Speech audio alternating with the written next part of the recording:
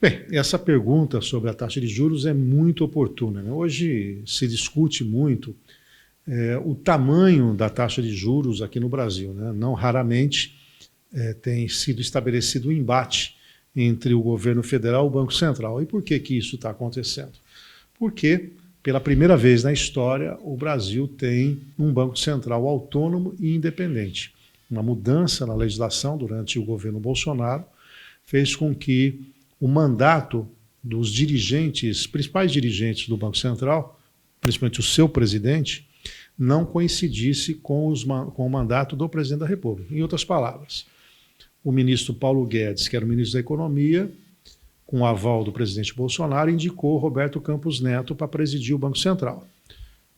Bolsonaro não foi reeleito, quem foi eleito foi o Lula, e o Lula mudou toda a equipe econômica, tirou o status de Ministério da Economia e voltou a ser Fazenda e Planejamento, convidou Fernando Haddad e Simone Tebet, Haddad para a Fazenda e Simone Tebet para o Planejamento, e não pôde mudar o presidente do Banco Central.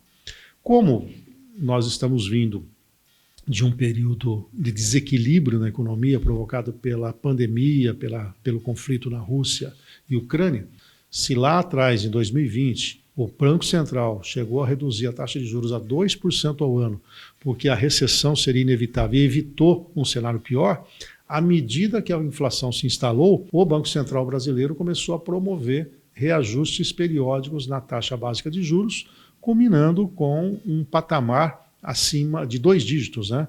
Nós estamos gravando esse vídeo. Neste momento, a taxa básica de juros no Brasil é de 13,75%. Mas o que é essa taxa de 13,75%? A gente chama ela de taxa Selic. Então, você já observou, né, respondendo objetivamente, né, a função dos juros, você já percebe que essa taxa é uma taxa que ela é estabelecida tendo como finalidade, entre várias outras, de controlar a inflação, né?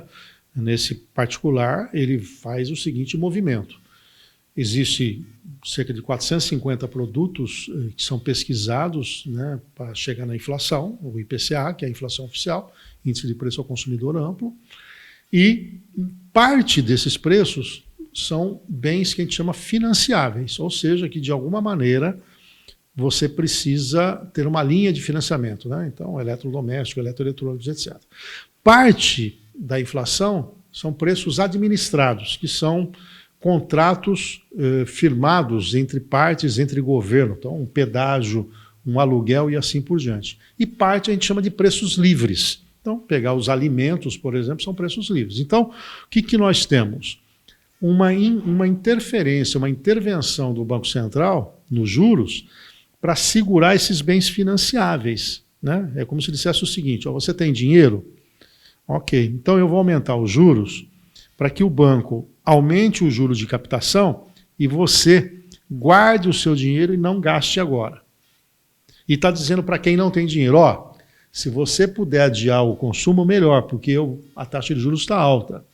Se esse movimento é feito com robustez, você inibe a demanda desses bens financiáveis, os preços ficam comportáveis, e mesmo que haja alta nos preços administrados e nos preços livres, esses bens financiáveis, eles compensam essa alta.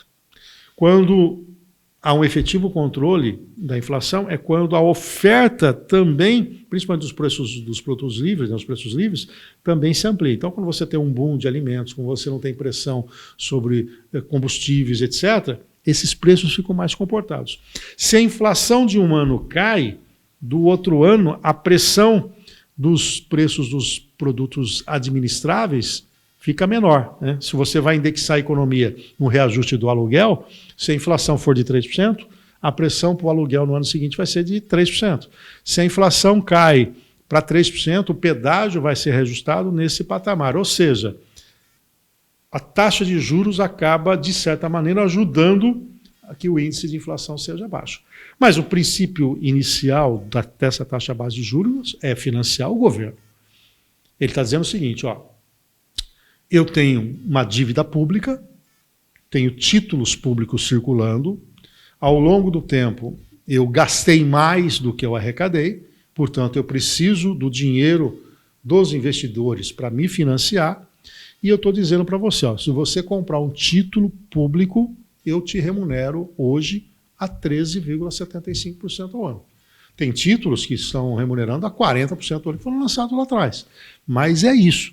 Então, o primeiro princípio é qual é o nível que a taxa básica de juros tem que ter para que haja estímulo para os investidores financiar o Estado. Perceberam? Esse financiamento do Estado é balizado por essa taxa de juros. Então vamos pensar, se eu tenho dinheiro e a taxa de juros for muito baixa, e eu olhar, por exemplo, para a inflação e perceber que ela vai ser alta, então vou exagerar aqui no exemplo.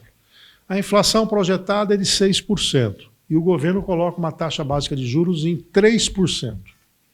O que me motivaria a comprar esse título público, sendo que, depois de 12 meses, eu vou ganhar 3% e a inflação vai comer o meu rendimento porque é 6%. Ou seja, depois de 12 meses, o que eu compro hoje, eu não compraria as mesmas coisas daqui esse período, porque eu perdi valor, né? Deveria ter sido corrigido para seguir a inflação em 6%, e eu comprei um título do governo com 3%. Então, para estimular que eu, investidor, coloque meu dinheiro financiando o governo tem que dizer, olha, se a inflação projetada é de 6, eu vou te dar uma ração aí. Que tal 9, 10, 11, 12? Perceberam?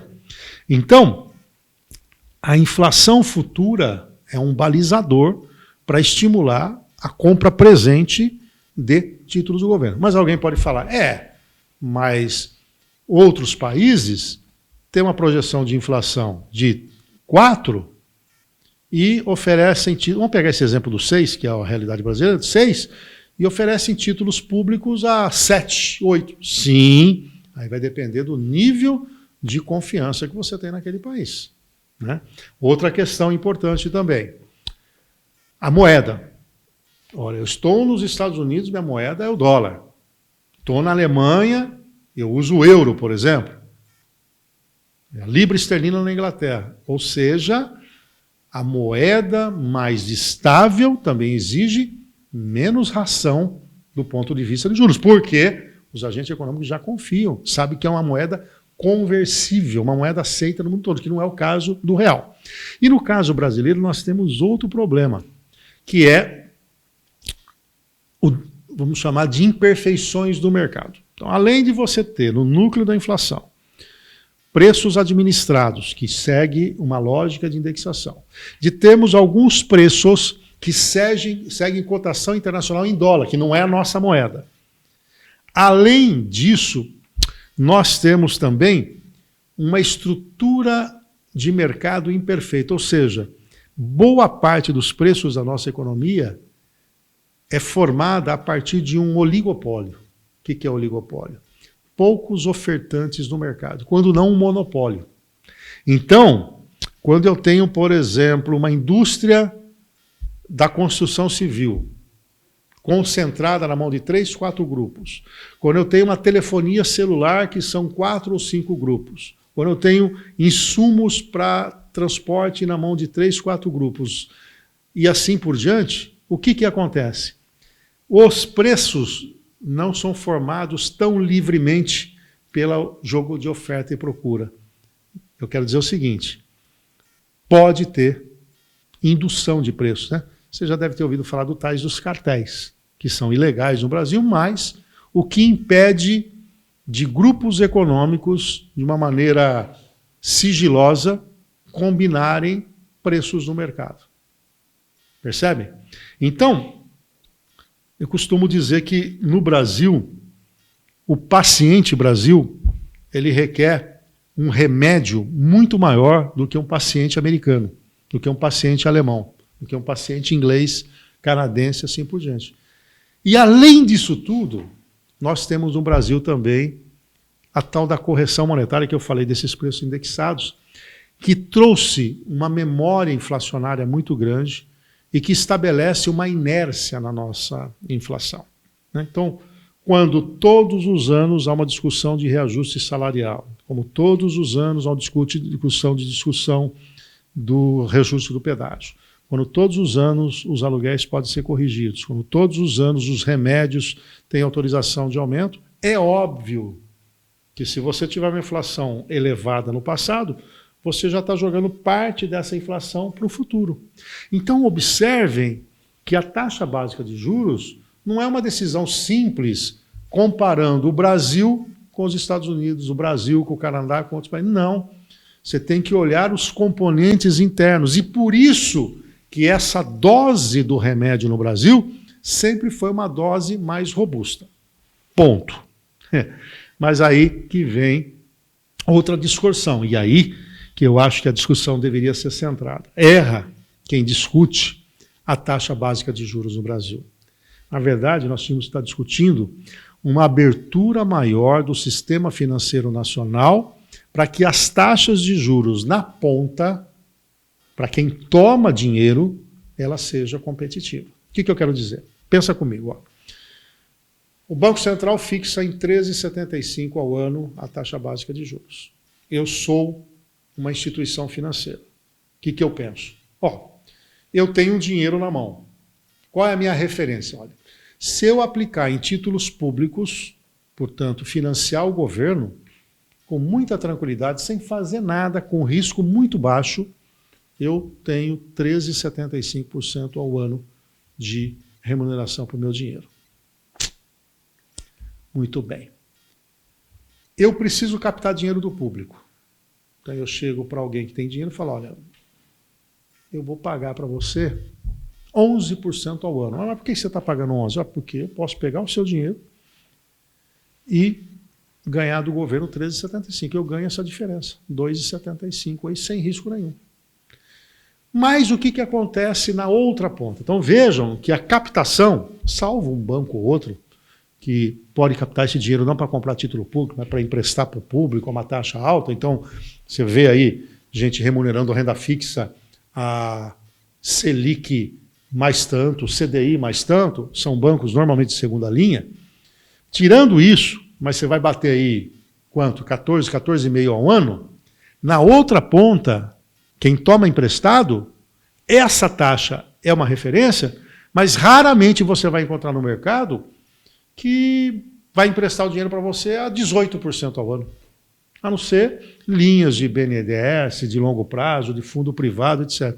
O que acontece quando o juro chega para esse cidadão comum? Usou lá o cheque especial, 8% ao mês. Vejam, eu ganho 11, 12, 13 ao ano e tem bancos, se você usar o cheque especial, que cobram de você 8% ao mês. Resolvi não pagar a fatura integral do cartão de crédito. Vou pagar o valor mínimo. Quanto de juros? 14% ao mês. 15% ao mês. Ah, eu fui para uma financeira da vida. Está faltando dinheiro, não tenho crédito no mercado. Quanto? 8%, 9% ao mês. Vou fazer um crédito consignado. Estão tentando que seja menos de 2%. Mas tem banco a 3,75 ao mês. Percebam, então, que essa discussão está no foco errado. Vamos imaginar que o presidente do Banco Central, Roberto Campos Neto, resolva atender os apelos do governo federal e fala, tá bom, presidente da República, senhor Lula, tá ok, a partir de agora a taxa de juros no Brasil não vai ser de 3,75, vai ser de 10% ao ano. Diminuir quase 4 pontos percentuais de juros. O que vai acontecer com a taxa de juros aqui na ponta? 4% ao ano. Vamos fazer uma conta rápida, juros sobre juros, vamos fazer ela como se fosse juros simples. Ela dá, se fosse 1%, daria 12%, 0,5% dá 6%. Então daria menos de 0,5% ao mês, 0,25% ao mês. Menor a taxa. Então o cheque especial de 8% cairia para 7,75%. O cartão de crédito de 14% para 13,75%. Vejam, não será a taxa básica de juros aquela que vai estimular o crédito, por exemplo, do varejo. E aí eu insisto, Por que a taxa de juros para quem toma dinheiro no Brasil, inclusive capital de giro em empresa, é alto, tirando linhas alongadas via BNDES, via bancos de fomento, alguns fundos privados quando estão financiando a construção civil. Por quê? Primeiro, porque tem muita inadimplência. Segundo, porque tem uma carga tributária muito pesada. Terceiro, porque você parte de uma perspectiva de inflação. Quarto, que tem um risco agregado. E, além disso, nós temos a tal da concentração bancária. De cada 10 operações de crédito no Brasil, 8 delas são feitas com as 5 principais instituições financeiras do Brasil. Ou seja, um oligopólio, poucos ofertantes, num setor tão importante. Então, o que seria positivo para a nossa economia seria uma discussão de como eu posso facilitar o ingresso de novos players no mercado. As fintechs, estimular o crédito entre famílias, as cooperativas de crédito, quer dizer, fomentar uma concorrência maior para aí sim nós temos uma inflação de primeiro mundo, por sinal, 2020 nós deixamos para trás mais de 140 países com a nossa inflação, inclusive a Alemanha, uma inflação de primeiro mundo, mas com uma taxa de juros na ponta, para o tomador final do dinheiro, também de primeiro mundo. Enquanto isso não for atacado, discute-se Banco Central, discute-se taxa básica de juros, mas no fim, essa taxa de juros ela só vai ser, se ela for menor, ela só vai refrescar o financiamento da dívida pública e vai aumentar ou diminuir a captação de recursos. Por quê? Porque o sistema financeiro brasileiro está moldado a ter uma taxa de juros desse tamanho. E se houver uma concorrência maior, os bancos passarão a ganhar mais no volume e não na taxa individual. Em outras palavras, se eu tiver mais concorrente, eu vou captar mais clientes e eu vou cobrar uma taxa de juros menor por cliente, mas eu vou ganhar no volume que eu estou fazendo. E voltando à pergunta inicial, então qual é a função da taxa de juros? Financiar o Estado, estimular os rentistas a pouparem e ser uma balizadora do crédito para estimular ou diminuir o apetite do consumidor por crédito. Além disso, taxa de juros alavanca negócios produtivos. Quando eu tenho um negócio, eu posso usar recursos próprios, mas eu posso usar recursos de terceiro, que é muito inteligente, para gerar mais lucro na minha empresa. Então, não é um tema para ficar discutindo em discursos internacionais, não é um tema para discutir no boteco, não é um tema para ficar combatendo um Banco Central autônomo independente. É um tema para colocar na mesa dos técnicos do governo no entendimento daquilo. Primeiro, eu, enquanto Estado, o que eu posso fazer para mitigar, reduzir o nível de risco na economia? Eu tenho que ter uma política fiscal austera, eu tenho que controlar os gastos públicos, eu não posso aumentar a liquidez do mercado, eu não posso gerar dinheiro sem riqueza. Isso é um primeiro passo. Você gera confiança, confiança resulta em menor prêmio pelo risco, portanto, eu aceito uma taxa de juros menor. Então, esse é o primeiro passo.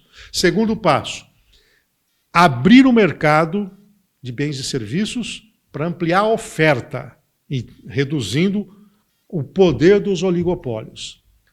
Terceiro, tentar o máximo possível fazer políticas compensatórias quando houver qualquer movimento com a moeda internacional. Para quê? Porque a importação possa ser algo a ser usado rapidamente para aumentar a oferta. E na ponta, para o tomador final, ampliar a concorrência entre bancos para que essa dependência dos 5 maiores bancos seja menor e aí, via concorrência, a taxa de juros cai. Então, seria todo um ciclo. Então, na minha visão, o debate está no caminho errado. Atualmente, e nós estamos aqui em abril de 2023, entrando em maio, o que o Banco Central brasileiro está fazendo é um serviço à nação brasileira, porque se tem o maior imposto que penaliza os mais pobres é a inflação. E esta política de juros mais alta é um dos importantes instrumentos para esse controle de preço e promoção social. Fora isso, é populismo, é debate em torno de pessoas que não entendem qual é a função técnica nos juros na economia.